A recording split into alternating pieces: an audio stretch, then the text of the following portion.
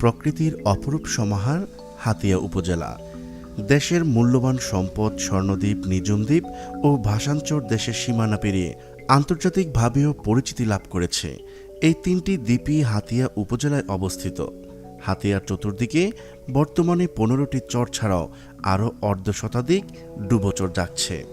হাতিয়ার উত্তরে মেঘনা নদী, পশ্চিমে হাতিয়া নদী, দক্ষিণ ও দক্ষিণ পূর্বে বিশাল বঙ্গোপসাগর। খাদ্যশস্য, মৎস্য ও পর্যটনের জন্য বিখ্যাত এই হাতিয়া। সরকারি হিসেবে নোয়াখালীর আয়তন 4202 বর্গ কিলোমিটার।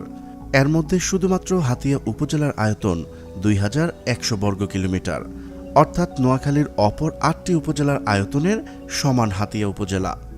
বাংলাদেশের ক্ষুদ্রতম জেলা নারায়ণগঞ্জের আয়তন 683.76 বর্গ কিলোমিটার ও মেহেরপুর জেলার আয়তন 716.8 বর্গ কিলোমিটার।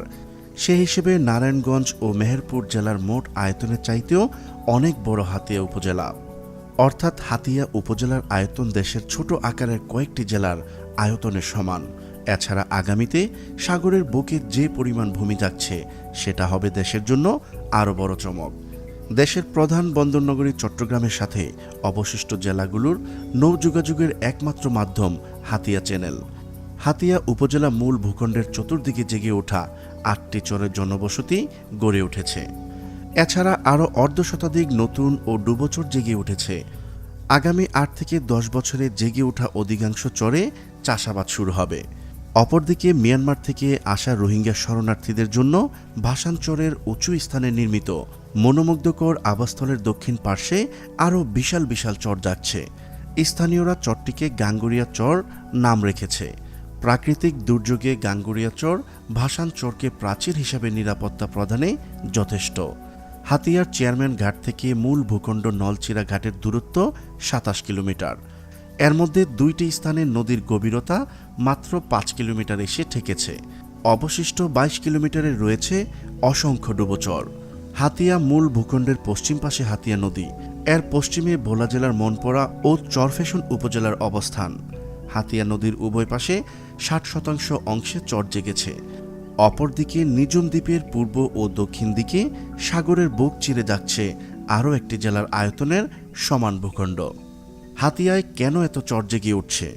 দেশের প্রধান প্রধান নদীগুলোর পানি হাতিয়া চ্যানেল দিয়ে বঙ্গোপসাগরে যায়।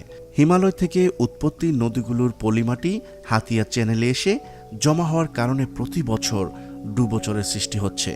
এতে করে হাতিয়া উপজেলার আয়তনে ক্রমান্বয়ে বৃদ্ধি পাচ্ছে, যা দেশের জন্য বিরাট সুখবর।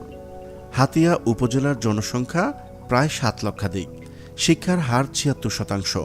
খাদ্যশস্য ও মৎস্য সম্পদে স্বনির্ভর। হাতিয়ার নিঝুম দ্বীপ ছাড়াও অন্তত আরও 3টি স্থান পর্যটকদের কাছে জনপ্রিয়। পর্যটনের এলাকাগুলোকে আরও আকর্ষণীয় ও দ্রুত যোগাযোগ ব্যবস্থা নিশ্চিত করা হলে দেশি বিদেশি পর্যটকদের ঢল নামবে মেঘনার বুকে নয়নাভিরাম দৃশ্য সম্বলিত পর্যটন কেন্দ্রগুলোতে। এতে করে সরকারের বিপুল রাজস্ব আয় হবে। ইলিশ ও বিভিন্ন প্রজাতির সামুদ্রিক মৎস্যের জন্য প্রসিদ্ধ এই অঞ্চল। স্থানীয় চাহিদা মিটিয়ে প্রতি বছর হাজার হাজার টন মৎস্য দেশের বিভিন্ন স্থানে সরবরাহ হয়। তেমনিভাবে সংরক্ষণের অভাবে বিপুল মৎস্য সম্পদ বিনষ্ট হচ্ছে। হাতিয়ায় সামুদ্রিক মৎস্য গবেষণা কেন্দ্র ও মৎস্য সংরক্ষণের ব্যবস্থা করা হলে প্রতি বছর শত শত টন মৎস্য বিদেশে রফতানি করে সরকারের রাজস্ব ভাণ্ডার সমৃদ্ধ হবে। নৌ পরিবহনেও হাতিয়া চ্যানেল অতি গুরুত্বপূর্ণ।